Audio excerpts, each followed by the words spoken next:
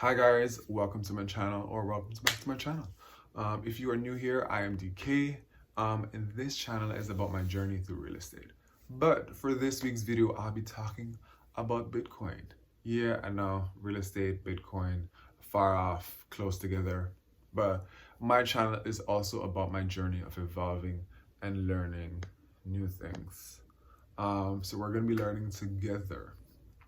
But for this week's video, I'll be talking about my experience through Bitcoin. So I decided to start wait, no, my headset, that's not it. Ooh, hold on. Okay. So I decided to start investing in Bitcoin because as I get older, I'm realizing, okay, we have to make our money work for us. That's very important. I work for a bank and I know the regular savings interest is not high. It's like 0.0000005 or like 0.10 if you want to be realistic. So I know that obviously putting your money in a regular savings account is not yielding you as much interest as you can earn. So I was like, okay, as much as I'm not the investor type, Bitcoin seems like it was legit and it was lucrative. So I was like, okay, let me check this out. So for those of you who don't know about Bitcoin, Bitcoin is a cryptocurrency. It's basically digital cash. It was created in 2009, basically to eliminate this idea of the need for backed currency. So it is not backed by the government. It is not backed by a bank, even though it's weird, but in order to invest in Bitcoin, you actually need a bank account. But anyways, but it's not backed by the government. Unlike your regular savings account that is backed by the FDIC, which is the Federal Deposit Insurance Corporation, which in a sense insures your money and makes sure that, okay, if God forbid the entire stock market crashes or things just go left, that you have a chance of getting your money back in a sense. Like if something goes wrong with the bank, you can basically get your money back, if you want to put it in a Jamaican term. So it's like, okay, as much as I'm skeptical about the fact that it's not insured, I did realize it is a lucrative means of investment. It's also a quick means of investment through the means of which I invested. So with Bitcoin, it is basically an investment that goes up. And at first I thought it was hard to understand. Then I'm realizing it's all a supply and demand thing. So the greater the need for it, or the greater the demand for Bitcoin is, the greater the value of your Bitcoin in a sense. So if more people want it, the more your value goes up, or the more your investment goes up. So it's like, okay, that's not bad. Like that's a good way of understanding and explaining it. I actually learned that from another YouTube channel. Shout out to those people. Oh, I should post the link in my bio. Anyways, I'll post a link in the description if I do find that. Well, it's in my history. So I'll post the that link in my description. So I was like, okay, that's a good way of investing. It sounds understandable. It seems easy. It feels like it's gonna work. I'm not an investor type. For me, I've always been more conservative in terms of investments. So your regular CDs at your banks, your regular savings account, or some way of flipping a lot of money, in a sense, a legal way of flipping money, of course. So it's like, okay, that works. But I decided to venture out. I use that word too much, venture out. Anyways, I decided to start investing in Bitcoin. I was like, okay, cool. So I did it through Cash App. If you know what Cash App is, you would obviously see the option. For those who don't know, it's just a it's an app that people use to transfer money from one bank to the other, or from one person to the other, depending on how you want to put it. Okay, so Cash App has the option to buy stocks. It also has the option to buy Bitcoin. So I was like, okay, cool. I'm gonna start off with a little investment. So let me fix this.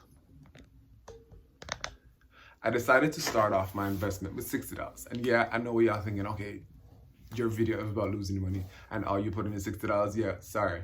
$60 is a lot of money. Yeah, it's a lot of money to me. So it's like, okay, $60 is a good way to start off this with.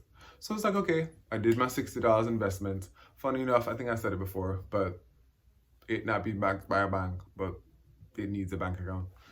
So I had the money transfer from my account. and I started my investment. My first problem is, it's not a problem with Bitcoin. It's a problem with me. Comes down to investment. I'm a babysitter, and I realized that in order to invest, to become an investor, or decide that you're going to start investing in anything that is a bit risky, you can't babysit it. You can't keep watching it. So my first time, I put in my $60. After 2 days, I'm still watching it. I'm watching it day one, day two, I'm watching it. It went up to like $61 and then $62. I'm like, okay, this seems good. So Cash App has the option to transfer, to do a frequency investment. So you can decide, okay, I'm going to invest every week or every day or every month. There's a cap. So with Cash App, you can invest as much as $100,000 whenever you want. No, based on your frequency. So I was like, okay, I'm gonna do $10. So $10 is gonna be my extra investment every 2 weeks. So I'm like, okay, that's not a bad. I mean, it's $10. I mean, we spend $10 on everything. We waste $10 every day, basically. So I was like, okay, $10 is good. So I did my $10. So it was at $70. So I'm like, okay, this seems good. It kept on trending upwards, which was motivating me. I was like, okay, this is good. By the end of the first week after my $70, I was at like $79. I gained like $9 in, I guess, it's not called interest. Yeah, I guess $9 in interest. I was like, okay, this seems good. I was loving it. I was motivated. You know me, when things are going good, well, you don't know me, but things are going good, you feel good. So I felt good about my investment and I was confident. But then 2 weeks ago happened. 2 weeks ago. And if you are invested in Bitcoin, you know what happened. Things fell, it went left, and people lost billions. No, not billions. People lost millions.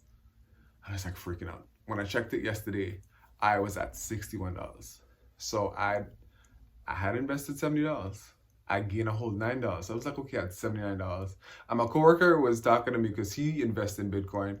And he was like, watch, you're gonna pull it out as soon as it starts going down. Fast forward, it happened. But yeah, I was skeptical. But then, yeah, 2 days ago happened. And then my investment now is at $61, and I'm freaking out. But then I realized, you know what?